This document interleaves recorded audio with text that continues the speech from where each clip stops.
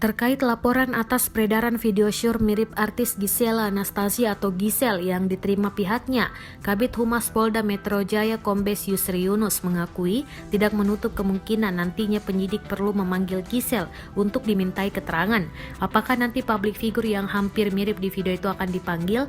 Bisa saja, karena itu nanti semuanya sambil berjalan, sebab ini kita masih penyelidikan dulu, kata Yusril di Mapolda Metro Jaya, Senin 9 November 2020. Penyidik katanya dalam penyelidikan tengah mengumpulkan bukti dan keterangan pelapor serta saksi. Ia menjelaskan terkait beredarnya video syur perempuan mirip artis Gisela Anastasia atau Gisel yang viral di media sosial ini, pihaknya sudah menerima 2 laporan. Dari 2 laporan itu, kata Yusri, totalnya ada 8 akun Twitter yang dilaporkan dan diduga sebagai penyebar video syur tersebut. Yang pertama, katanya pada Sabtu 7 November 2020, pelapor berinisial FD, seorang pengacara, datang ke Polda Metro Jaya.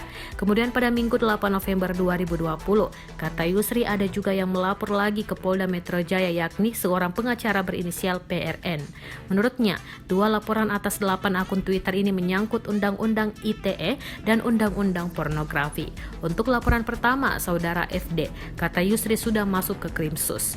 Diharapkan, kata Yusri, pelapor bersama 2 saksi yang dimintai klarifikasi datang dengan membawa bukti-bukti yang ada.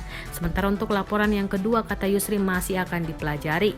Gisela Anastasia merespon santai saat dunia maya menghebohkan video asusila yang menampilkan sosok mirip dirinya beredar di media sosial.